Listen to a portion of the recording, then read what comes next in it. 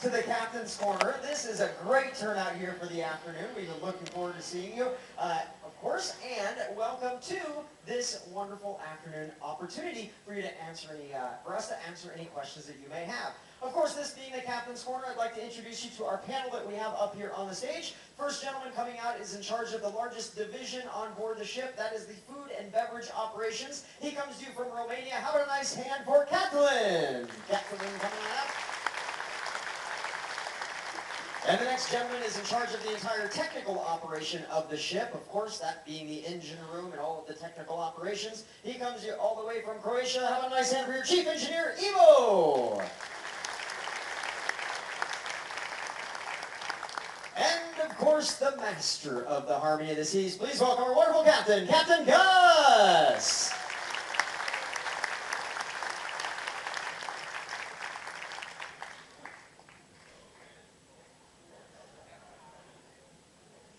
Yellow. And, of course, our one and only, the amazing cruise director, Eddie. Thank you, everyone. Thank you, Captain. Although I'm feeling a little bit out of sorts right now, so if you just hold on just 1 second. Ooh. Where did you steal those? I found them in the laundry room. All right. Very, very good. Well, okay. All right. Well, you never know what you're going to end up in the laundry. Exactly. Well, wow. Thank you so much for coming here, everybody. No, nothing better to do than an Atlantic crossing than coming here listening to some sailors telling sea stories. And as Abe said here, you ask the questions and we will answer them. If we don't know the answer, we'll make it up, and I'm sure you won't know the difference. If you say it with confidence, it's true. That's right. We have a couple of our cruise director staff out there in the audience. If you do have any questions, raise your hand nice and high. We're going to get to as many people as we possibly can here this afternoon. We do have a rehearsal coming up a little bit later, but that's okay. We're going to get through as many of you as you possibly can. If you have a question, raise your hand nice and high. Any questions or nice compliments as well, that's always taken. And let us know what is your name, where you're from, and if it's the question is directed at any individual up here on the stage or just for the group. So coming over, yes, right over here. Hi, I'm Karen from Chicago, and I'm a huge Cubs fan. What is the chance that we can go faster so that we can get to U.S. satellite before 9 o'clock tonight?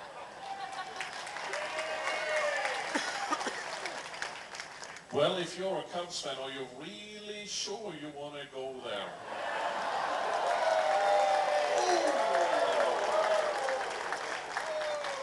Okay, I'm changing my evaluation. Yeah, let's turn around and go back to Europe. The chances, I don't know exactly when we're going to start to get the sports and the news from the US. When is Game 7? Will it be a Game 7? There is a Game 7. Tonight yes. at Tonight at midnight. At 9 o'clock? Oh, 9 o'clock. You know what I'm going to do? I am personally going to wrap myself in tinfoil, go up to the top, and I'm going to be your own antenna and try and just... That's not much of a change, though. And if not...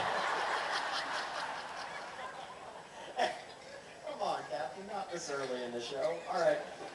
But as you know, as most people have been doing, is actually streaming the game and things like that online, because we do have the great internet on board. So we'll roll a little fast. All right, next question, yeah.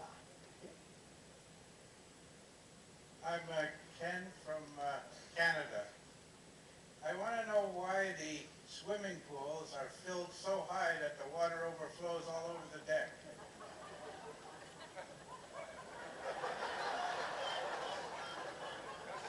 I think that's a first. Yeah, well, if we pump it up, you will probably ask why we don't have any water in them. We do have obviously a bit of water that is going over the side here, depending on how much we are rolling. We're trying to minimize the rolling, of course, with the stabilizer and such. And the system that we have here is a certain level that we need to have in order to get the circulation through the tanks. That's a layman's term. I'm sure that the chief engineer can talk a little bit more about the different levels and stuff. But that is pretty much the reason why we have it on a full and not a half empty or half full. The glass is half full. This is really full. something to add there on that? That's correct. We have two levels, high and low levels. You put low level, you'll be complaining that is why is so much water in the pool. This level is okay, a little bit overflowing, like on the beach at home. Almost the same. All right back here. John. I'm John from Tampa. I'd much rather have not said that because I don't know if I'm going to be escorted off the ship.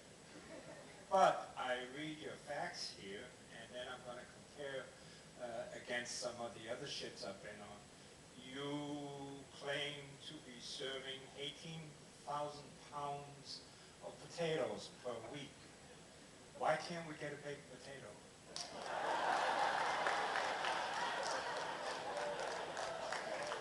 Abe, you want to take that? That is why we invited Catalin, the food and beverage director. Well, hello everybody. Well, we know it's a crossing, and we know that we have we have new menus that the ship is experiencing on launch. And for those of you that are repeaters, I'm sure you have noticed this. Definitely, we have our consumption patterns, but we have noticed a huge increase in baked potato consumption this cruise. So it's not that we plan for it, but yes, we do have a certain shortage of baked potato on board. So we don't mean to disappoint you, but it's the reality. So taking in consideration, we need to carry provisions for all these days at sea that we're going towards Miami. We try our best to make sure we have our consumption patterns, and there's, yes, we have a little bit of a shortage, yes.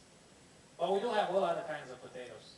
So we have French fries, we have mashed potatoes, we have all other kinds of potatoes. So yeah, that's the reality at the moment.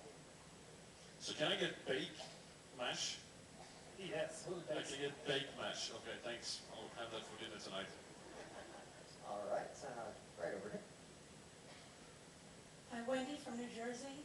I just wondered, how do you determine who is lucky enough to get an actual lifeboat and who gets to go down the slide to the marine evacuation system?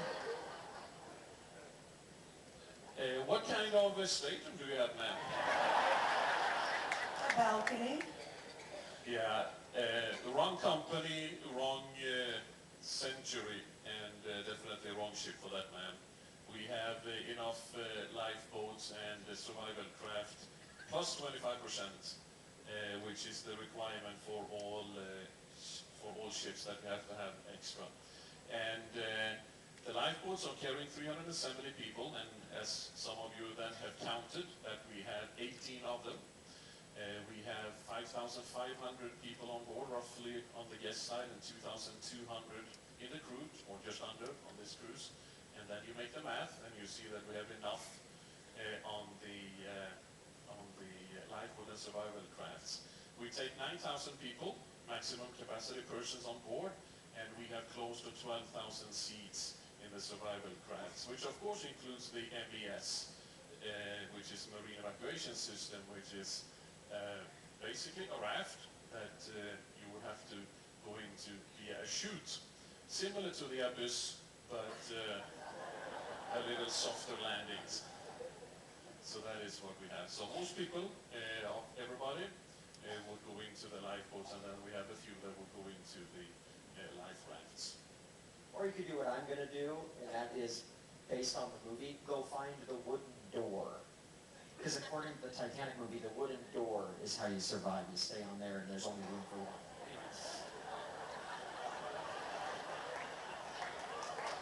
Yeah, that didn't put a somber note to anything here. Right over here. Or a piano cover. Hi, Captain. Denise from Colorado Springs. I saw you the other day on your scooter. Could you tell me about the manufacture and purpose of its use? Yes, I don't know where you are now. Can you say? There. Okay, yes, ma'am. Hi. Yeah, the manufacturer is a Spanish company that is called Bell & Bell, and it's made in Barcelona. And I'm sure that it's some kind of a rip-off of a Segway, but it's not a Segway. But the base looks like one, functions like one, but it is a different brand. And they call it a scooter, and many of you know that Captain Johnny Fallon is my reliever, and he has been known to have Harley Davidson Davidson version for the heist on one of the previous ships that he was on. But it was a little bit too noisy, a little bit too big, it's a little bit much of everything. So I said that I'm not a Harley guy at all. I'm not a motorcycle guy even. So I said I'm gonna get a scooter for the Harmony. And then he said, yeah, he got rid of the heist, so we should go 50-50. And I said, absolutely. So then he searched a little bit for one here in Europe, or over there in Europe. I thought that we could get one there in the US, but he was faster than me, so he got it. And I've had it on board now for about 2 weeks. Yeah, two and a half weeks, yes. The purpose of it is absolutely no reason whatsoever. I'm trying to convince him for me to get a sidecar so I can go along with him, but... And one day, Abe, you will get your own gig. All right over here. My name is Michael from York in the United Kingdom. Captain, this is a fabulously enhanced ship electronically, and the use of Royal IQ is terrific. However, I find it bizarre there's no news available on the TV. For future cruises, would either Britain Today, USA Today, Canada Today, etc. be available on Royal IQ, or alternatively in printed form? That is actually a really good comment there, that we might actually have to look into of getting it on the Royal IQ, on the news, at least the headline news somehow when we are out at sea. Normally when we go closer to the coast, obviously when we're in Europe, we have the European news, and then when we come over to the US, we have the US news. But it's also have to do a little bit with the satellite where they're broadcasting. The market in the Atlantic is very, very small for the TV satellites. And when it comes to the streaming, that obviously is possible. It has also a lot of impact when it comes to the rights of streaming and broadcasting it out. So that comes to a totally different level of what maybe could be considered to be legal in some parts of the world, but maybe not morally, ethically the right thing to do. But yes, absolutely, what you're saying there of getting some headline news on the Royal IQ and available for everybody, yeah, that could definitely be something we look into. All right, very good. All right, over here. This is Bill from Singer Island, Florida. This is for anybody on the panel. Do any of you, when you're not working, cruise yourself as a regular passenger? And if you did, what's the question you would ask at the cruise, at the captain's corner? Kathleen, you need to start on that one. No, I didn't have the pleasure of cruising. That's a very good question, actually. And if I would ask the question, very good one. I need to think about it. I think we know everything inside out already. I don't think there would be any other question that we would ask. We've been, personally, I've been working for this company for the last 18 years in different various positions. So I think I've been involved in a lot of experience with cruise lines. So I think your questions never cease to amaze us, and you're the ones that bring it up and you challenge us all the time on stage. So I don't think that we would be as good as you are, especially for me. With 17 years, I sailed only as a crew member. And I would ask the same question as you ask us. Identical question. For me, I have actually cruised a number of times. I enjoy it. My wife and I, we've celebrated New Year's on board the ships. We visited friends while we're on vacation. I absolutely enjoy it. And if to answer your question about what I would ask for another pina colada poolside, because I would not show up to this. Being honest. Well, if I would go on a cruise, actually I would like to go on a cruise. I really enjoyed being up in Alaska when I was there with the Vision many years ago. And I would like to go back and not have to work, but actually be able to see all the nature and sit up at night and when we go through the different narrow areas. I would also like to go in the Eastern Mediterranean and see the Greek islands. I've never been there. I would do it on a different company though. Our sister company is either the Asamara Club Cruises or with Celebrity, because if I would go on a royal ship, I think that I would not be able to switch off. And I would would say the same. I have a lot of questions. I know some of the answers, obviously, but there's always a few things that things are being done differently on the different ships. So I would probably have hundreds or thousands of questions of how things are going, but probably not in a big setting because I'm a little bit shy. Right. Right on down here, third row, port side. My name is Lou. I'm from Buffalo, New York.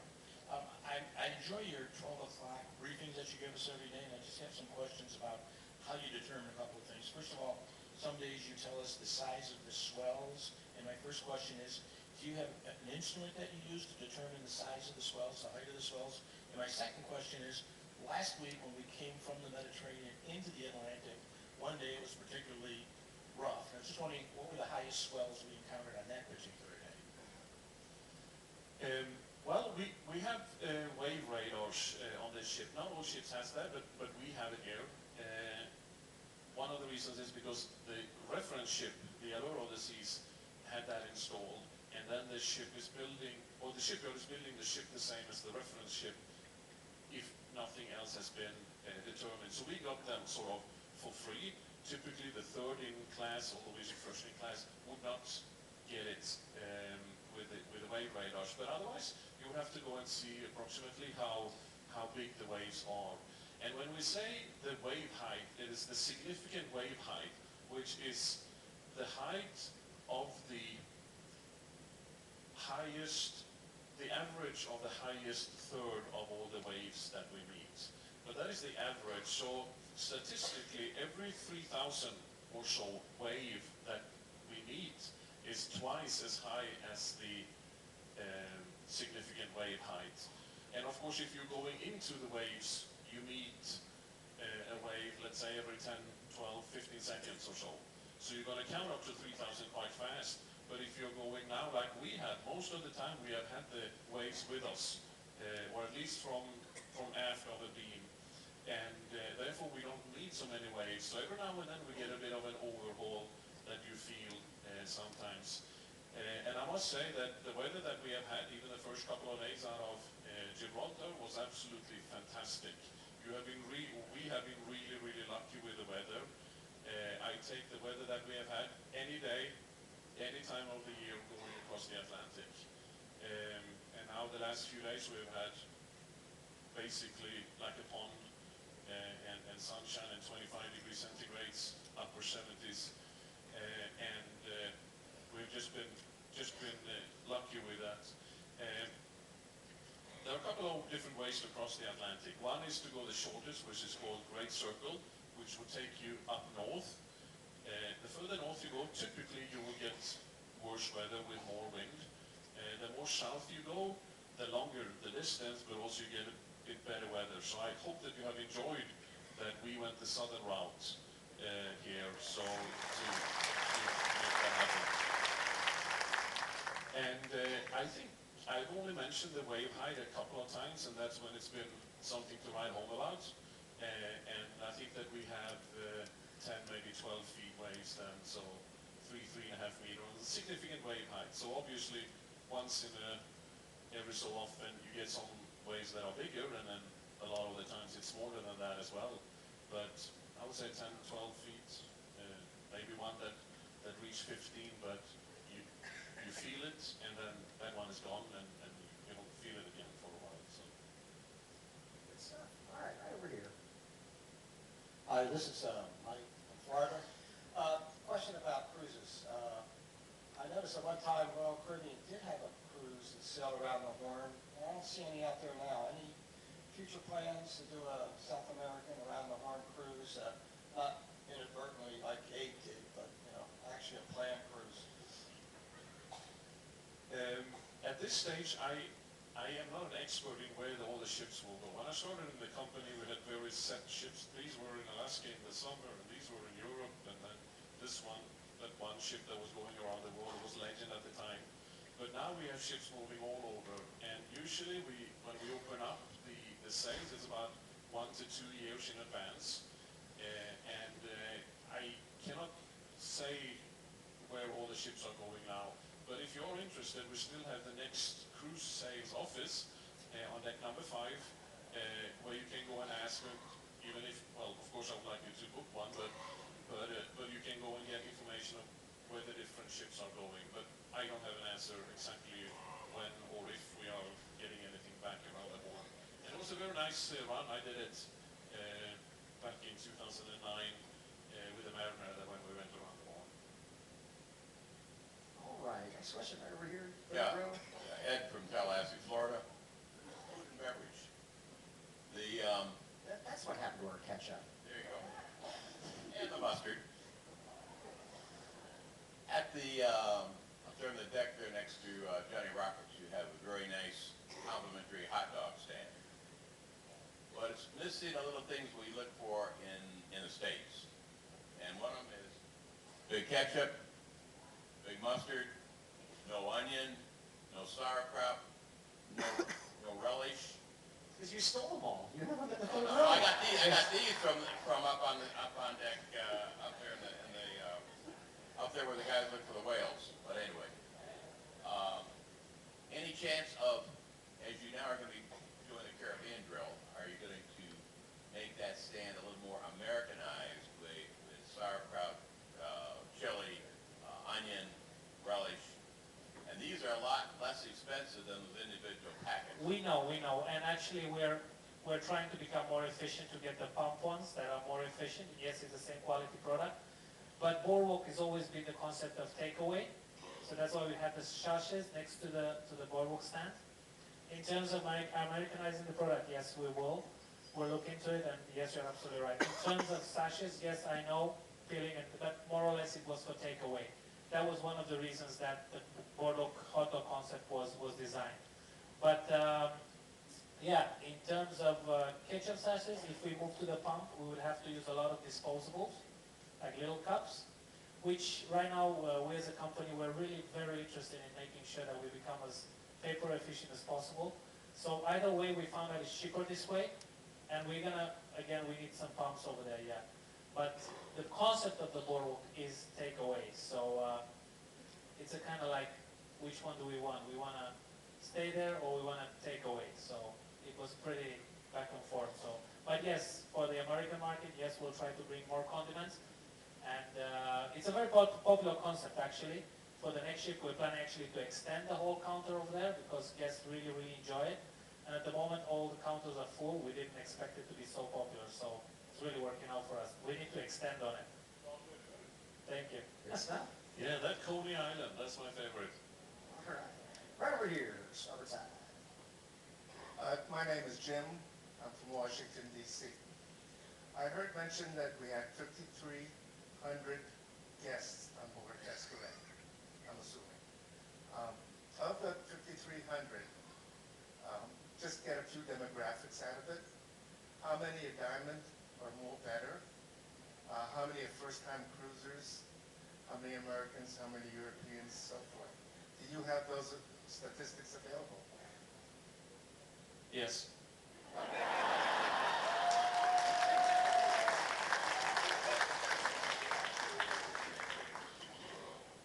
Yeah, we have 4,401, what we had when we started, repeaters, as we refer to them, that have been cruising with us before. We have about 2,600 that are diamond and up. How many that comes from different countries we don't really reveal, or we haven't revealed. We have about 70 different countries represented on board, and obviously a majority, or maybe not a majority, but at least a large percent are Americans. But it would be too long to just to tell all the different countries, but you know, about 75 or 80 of them as I remember, because I have it on the list up in my office. And I'm the only first-time cruiser. Right over here. Hi, Ben from Highland Beach, Florida. 3 questions, please. From a navigational situation, do you still shoot stars? No, we catch them with nets. Okay. You mentioned in one of the previous captain's corners that you brought out the Anthem, the Quantum, and this ship. Are you the senior captain for Royal Caribbean? No. And the third one is for food and beverage. sailed with Royal Caribbean for quite a few times now, and you always run out of chocolate ice cream and Splenda. Why don't you just order more Splenda and chocolate ice cream? We didn't run out now, did we? No. Oh, yes. You haven't had chocolate ice cream in 4 days now. Chocolate ice cream. Yeah. I need to check on that. Splenda, I'm sure we didn't run out. And yeah, I need to check on the chocolate ice cream. There's none up in Windjammer. Okay, I'm gonna check. And if I may then divulge a little bit further then on the shooting the stars. No, we don't do that anymore. We don't even have open bridge wings, as some of you may have noticed. So we have to go up into the deck 16 and up to shoot the stars in order to get the horizon. Speaking about stars, we were looking at the stars last night. You have Venus, Saturn, and Jupiter, I think it is. Very, very close, and it's going to be about right ahead of us if it's clear skies tonight. So go up and have a look at it. And no, I am not the senior captain at all with Royal, and I was part of the startup team, so I was a support captain for the Quantum and Anthem, and then the startup captain here. And there are different ways to be senior. You can be by age, or you can be with the different positions that we have. But in the old days, it used to be one of the most senior in time captains that were the startup captains in the fleet. For example, during the Voyager startups and the class of ships, and going back even further with the Sovereign class and Vision class. It's not like that anymore. There are different reasons why we put younger people in, but it's a little bit different settings of how it used to be. And I'm very happy to say that I hope that I get to stay here, and I will hand over that role to somebody else. We have had now, in the last 2 years, we have had 4 startup captains on the 4 ships that we have had to come out. So it's not the same team that goes around and do all of it. So I'm one of the 4 in the last 2 years. All right, right over here. Don from Orlando. I have a mystery, been almost a year now. It's driving me crazy. Captain, you're the only one who's going to solve this mystery for me. The pressure. Last Christmas, I took my family to Prague. As we were checking out at the Marriott, I was sitting there, and a gentleman walks up to me and says, "Hi, how are you?" So I immediately stood up and to shake his hand, and I started looking up and up and up. And this gigantic Swedish guy, blonde-haired, good-looking guy. I said, "Do I know you?" And then his Swedish attitude said, "I don't know. Do you?" So after speaking with him, he took off, and before he did, he says, "Do you cruise?" I said, "Certainly." And he says, "Well, what cruise line?" I told him. He said, "We just, about several months ago, booked the New Harmony." And he says, "Oh, tell my cousin, Captain Gus, I said hi." And as he's walking away, I'm trying to get his name because he was in a hurry. I will tell you, he said his wife is from China. Big man, blonde hair, and you're his cousin. Who in the world was I speaking with? I know he has to be working for Royal Caribbean because on some of the ships, there's always an officer who served in the military, and they have a meeting with all the veterans on the ship. And I don't know if he was in the military or not, but he was there, and I remember at that time he said his wife was from China. So I'm assuming you know who your cousin is, or can you help me? It's been driving me crazy. Ma'am, are you married? Yeah, he's gonna have to stay crazy. As far as I know, I have no cousin that is married to any Chinese person, and you know that you know the saying that everybody knows the monkey and the monkey doesn't know anyone. So yes, there might be some Swedish people that think or say that they know me, but In this case, unfortunately, I cannot help you. So that should teach you a lesson. You should not believe everything that people are telling you. Mystery continues. Sorry about that. All right, right back here by the stairs. I'm Thor from Finland. I have a question about time. I bought this nice watch that uses GPS to get the time, and I was very upset with it to begin with because it was all wrong. It was not showing the same time as the ship's time. So I spent the night on the internet and Googled things, and I figured out that my watch is correct. The ship's time is wrong.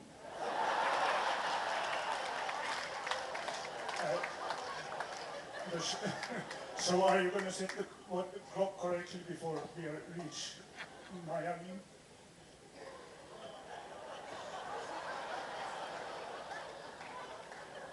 Sir,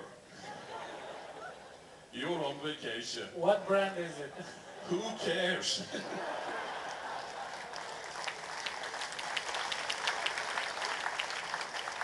Yeah, if you pay $1,000 for a watch, you care. Is it a Sunto? Well, of course, we are doing a little bit adjustment here on the times, and we have daylight saving time and all these kind of things. So by the time that we reach Florida, you will be fine for about 16 hours, and then you will go back to winter time or normal Eastern Standard Time. But then maybe it's automatic, and then maybe it happens. Who knows? But yes, we are not exactly on the longitude where we should be, which very few countries really are in the world. All right. Very fun questions here today. All right, third row over here, start with Tom. Captain, I'm a former seaman. I'm from Israel. Regarding the boat trip, don't you think that it was better to bring all the people near their station just to see where they should go?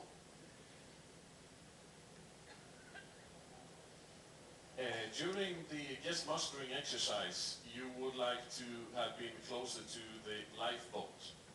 Is that how I should interpret what you said? Yes. Well, there are a lot of different reasons why we don't do that. One is here we control the climate, always. And also the access to where the lifeboats and the MES are located on this ship, it's not very open spaces. And therefore they would be really, really hard to have everybody going to a place that is close to a lifeboat. And just because you are in a muster station, that muster station is not equal that you go to lifeboat. We have named the different assembly stations here in a different way, but on other ships you have muster station 1 through 20 or something like that. That doesn't mean that you're going to go to lifeboat number 1 if you're in the muster station number 1. So that is not a correlating number at all. So if you're here, you may go to this boat or that boat or that boat, even if you're in the same station. Because some of the stations are much larger than what the lifeboat capacities are. So for me, this is much better. We have the opportunity in a lot of the areas to sit down during the mustering exercise, and if it would be for real, we probably would we would for sure have a much better control of the environment. And before we go, just because any ship is mustering the guests, there might be many different reasons why we're mustering guests. Not only to go down into the lifeboat, but there are some other reasons as well. And then having all the guests stand outside, it's just not possible to do that anymore. So I think that most people actually think that this is a fantastic idea to have it inside in the different assembly stations. All right, next question over here. Where are we? Oh, right in the dead center. Yes, my name is Montes from Spain. I have a question for the chief engineer and another question for the captain. But first, I will congratulate to the master and his staff for this kind of meeting. And I apologize for my poor English. For the chief engineer, I have seen here that the propulsion system are 3 azipods. I have seen in some big cruises, in this case, the 3 pods are azimuthal. I have seen in some other big cruises that they have the center one without being azimuthal, and the wing one, they are azimuthal. Which are, or what is the reason to select in this vessel also the center propeller as azimuthal?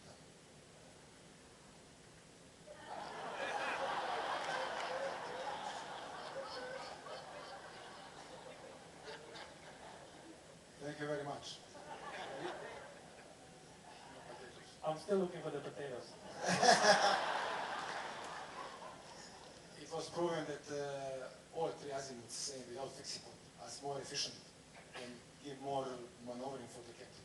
Easier to maneuver with 3 than with 2 is the reason, and more efficient than fixing point. And it also adds another layer of redundancy. If something would happen and we have to lock one of the pods in any direction, preferably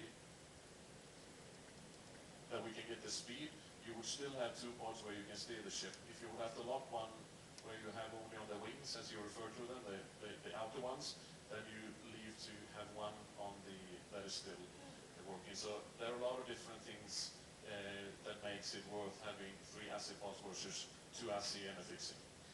Thank you. But in normal sailing condition, the center one is fixed, or also you move as the wind?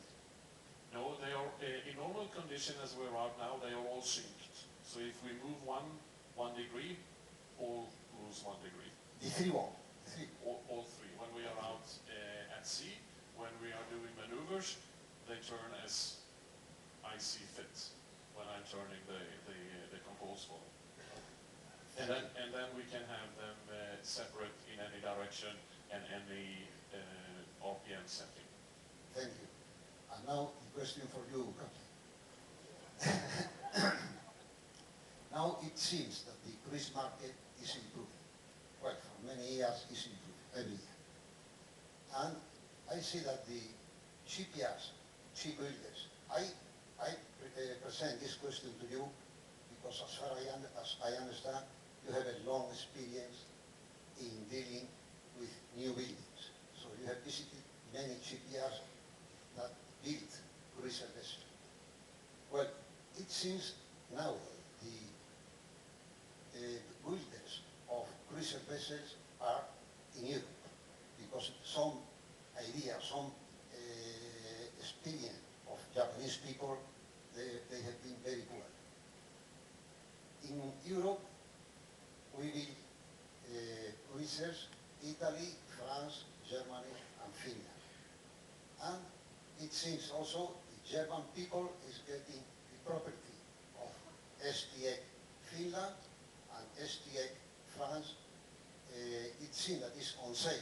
I don't know if the French government will keep always, I don't know if it is 50% of property of Saint-Nazaire or not.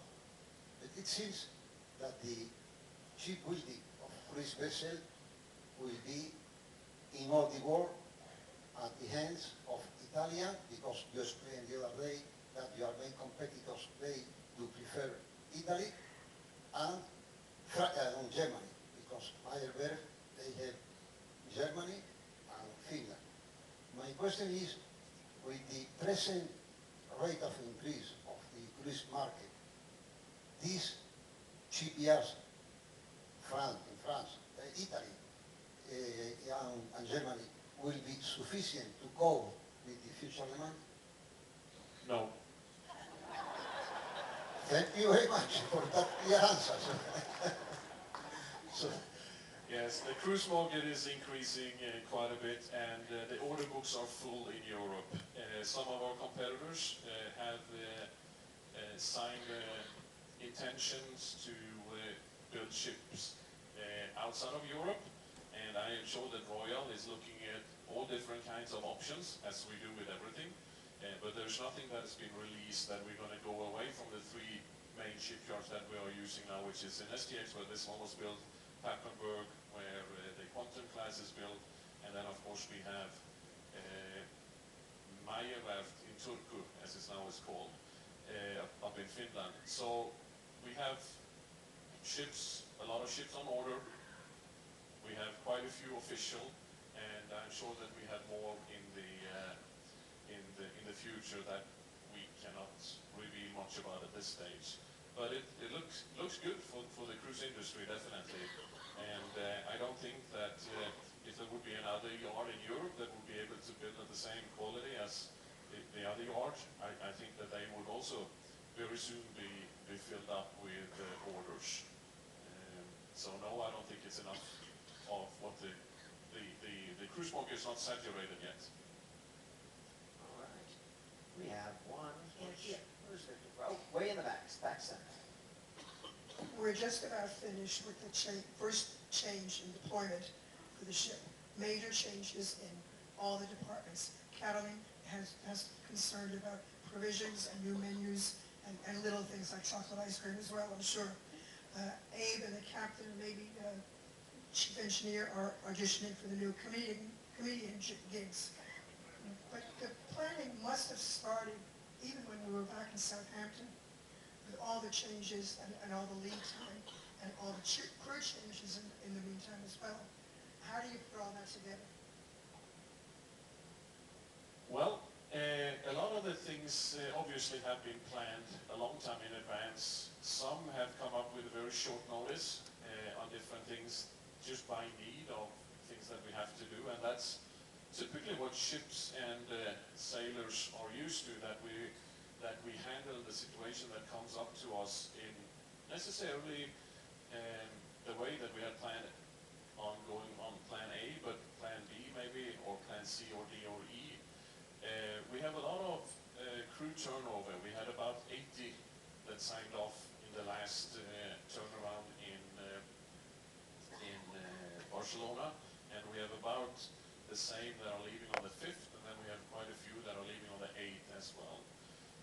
So there's a lot of planning that goes into this, and of course next week we have a lot of media coming on board. We have a lot of travel agents, and we have a 3-day short cruise like a sampler that is smack bang full with people that want to come on board, and maybe not necessarily for the visit to Nassau where we're going, but actually to see the ship and to be the first one that comes on board in the US to see that. So there are a lot of different things that comes in, and we spoke a little bit here earlier about the American product. In Europe, we were an American product, English-speaking American product, but we had a lot of Spanish-speaking guests, a lot of German-speaking guests, and we have a lot of other cultures that are not necessarily appreciating, they don't have the same humor. Going to the US now, we have to change a few things of the food, of the entertainment, maybe a little bit more English-speaking entertainment. In Europe, it's a little bit less English-speaking. We put in a little bit of different comedian styles and things like that. So there are a lot of different things that goes into changing the whole product here for 6,500 guests from one part of the world to the next part. And of course the chief engineer needs to make sure that he has enough fuel. Do you have enough fuel? Oh, go back again. Yeah, to go back again. Excellent. Yeah, let's not do that. Let's continue this way. So yeah, there are a lot of different plannings that goes into place to do the shifting here. All right, right over here. Oh, dead center. Oh, she's got a phone as well. She's recording this. I am. Say hello to Cruise Critic. Hey. It's actually Periscope. So my name is Takesha, and I'm from Pennsylvania. And my first question is for the captain. Folks on Periscope wanted me to ask you whose idea it was to leave a pool out of the solarium. Yeah, I spoke a little bit about that when I had the seminar about the building of the Harmony. And that was one of the first things that we got feedback on from our guests that came on board 6 months ago. And I forwarded this, the feedback to the new building team. Nobody can promise anything, obviously, but I know that they are aware of it. And a lot of the changes that we have made on this ship in comparison to the Oasis and the other is the feedback from our guests. Nothing is so good that it cannot get better. And when we started to get the feedback that we wanted to have an adult pool, then we made one of the outer pool adults only. So that part we could cover with the Plan B and Plan C and Plan D that we do.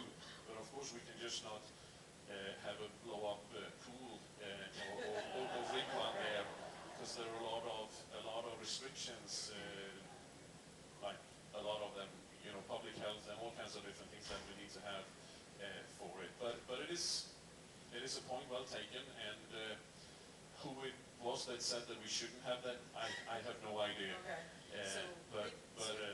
Yes? So we think there'll be a pool on Oasis 4 in Solarium then? You can pretty much give a guarantee? No, Okay. I cannot say any guarantees about any pools anywhere. I cannot guarantee anything on the Harmony too, as she's referred to. Okay.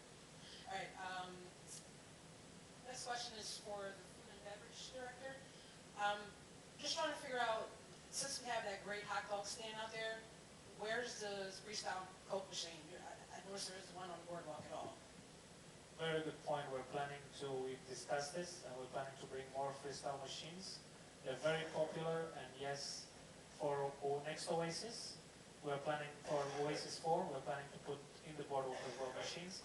Unfortunately, being an outside area, we still don't have one for the outside area, so the Coca-Cola hasn't designed it yet. Hopefully, when they have one for outside, we will definitely start to look at installing that as well in the area. But they need to be outside friendly, and it's all public health and everything else. But yes, very good point. Thank you. You guys have a lot of good feedback that we will bring back to our teams a little bit all over, so thank you so much. All right, we have time for a couple more here. I know we could probably go all day long, but we do have a band rehearsal coming up. And right way in the back. Diane from South Carolina. I just have two quick questions for the food and beverage. Curious, why do you use brown eggs? Sorry, go again, sorry? Brown eggs. Brown eggs as opposed to white shell. Spanish chickens. Spanish eggs. No, we simple no reason. We have no reason. We like brown. Okay. Growing up on a farm, there's no difference. There's no difference. No, I know there is. The other question is the lemonade sugar-free? No. No? No. Okay, just curious. Thank you. Spanish chickens. Bob from Port Charlotte, Florida. This is our 5th Oasis class cruise. We got the trilogy in. My question is, are we still going to rendezvous tomorrow with the photo op out in the Caribbean? I hope not. No! No. Or Friday. Friday, yes. Friday, definitely. Almost yes. no information. I lost the day. Yeah, lost the day. Maybe you should try his watch. Yeah, your Seems clock's to be a right one. Your clocks have been so screwed up. The television this morning, I got up at 7:30 and it said 00:23 hours. I picked up the telephone because of Abe. The telephone, it's always accurate. Not quite. But anyways, thank you. And will we still have it? So the Three Sisters meet, yes, absolutely. I can talk a little bit about that. And it's not a secret at all. There's nothing we have been hiding or anything.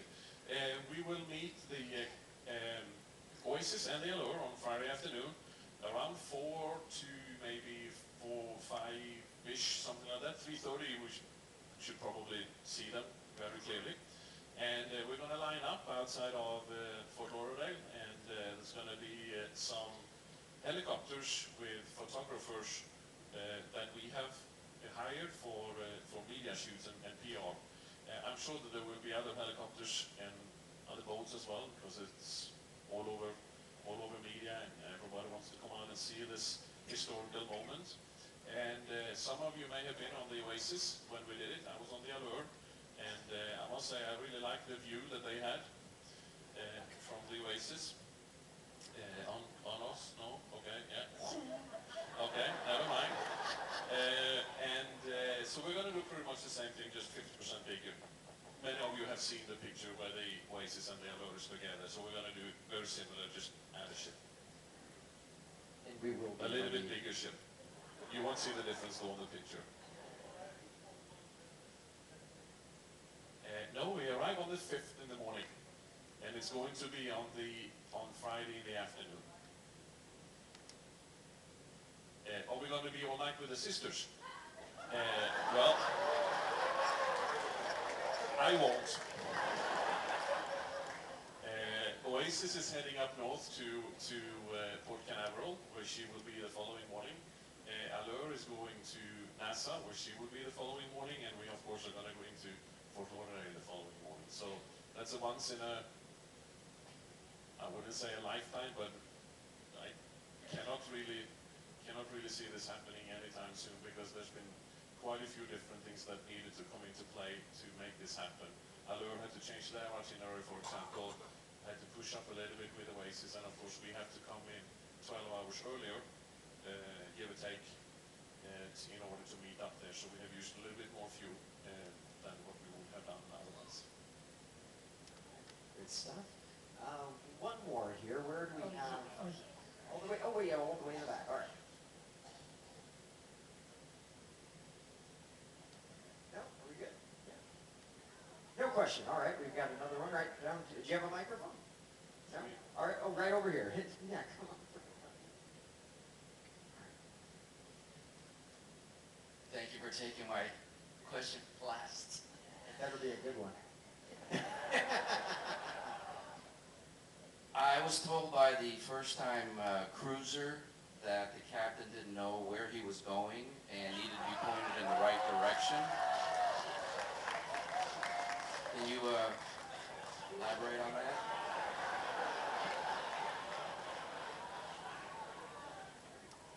I say again that just because someone has a microphone in their hand, you shouldn't believe everything what they're saying. I don't know who that first-time cruiser was. I think his name was Leroy from Boca. But anyway. Well, folks, I'm sorry, I did have an actual question. Oh, okay. For Harmony 2, these ships are absolutely gorgeous. And I've been on the Quantum class, and we've been on this ship. And the slides added on to this ship has been wonderful. The Abyss, I think, has just been a great add-on for the entertainment value of staying dry, too. The slides are great.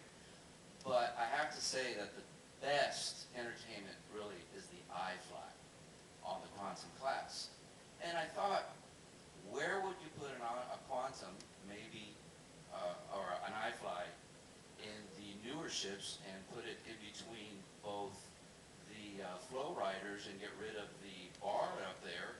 And I know it's an engineer structural issue and needs to be put on a newer ship, but it from kids from 2 to adults to 100, they absolutely love it. I don't know if you've done it, Captain, but it is a great, great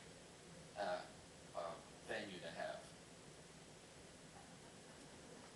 Okay, so I heard you doing about 54 statements, but was there a question? Will they do it on another ship than the Quantum class?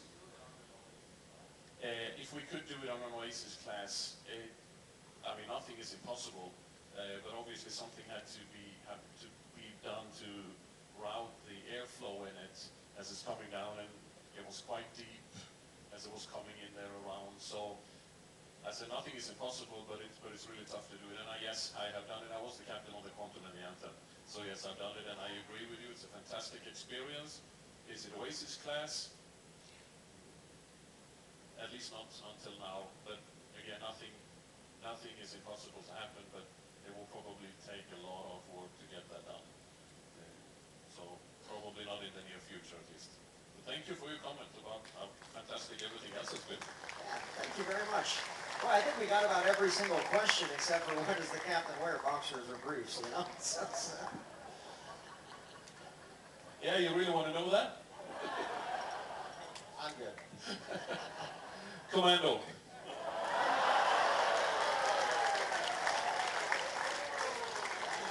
Well, thank you so much, everybody, for coming here today. And yes, we have a couple of more days, and we're not done yet, ma'am, so please don't rush.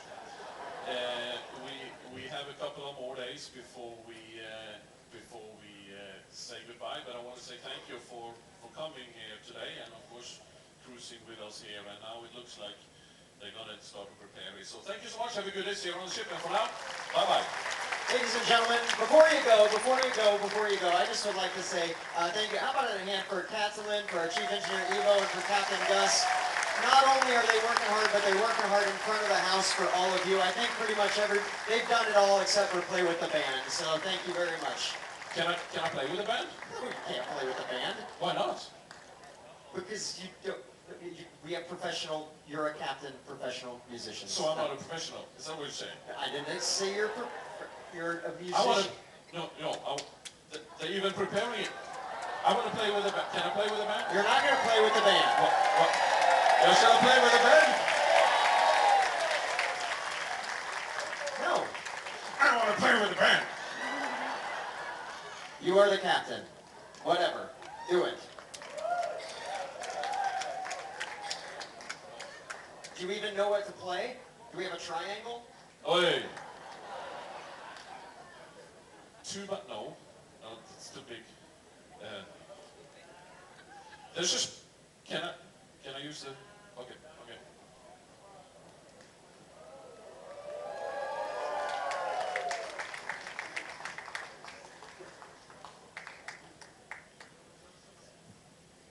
No, I'm not so cool that I can play the drums.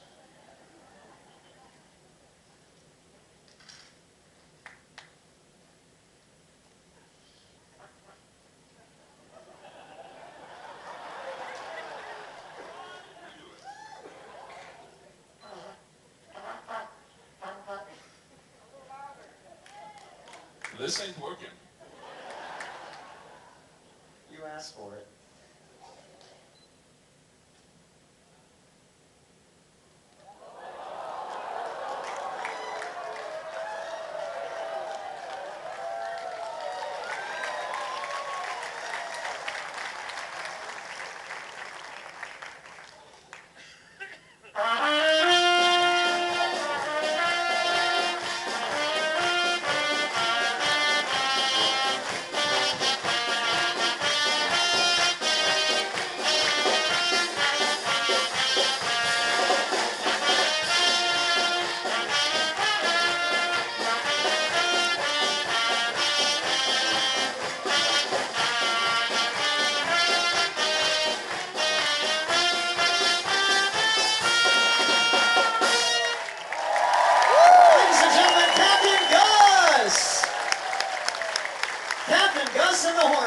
Ladies and gentlemen, thank you very much, and thank you everyone for coming out to the Captain's Corner. You've been a wonderful audience. Captain Gus, Evo, Food and Beverage Director, thank you very much. Have a wonderful afternoon here on board our beautiful Harmony. Bye, everyone.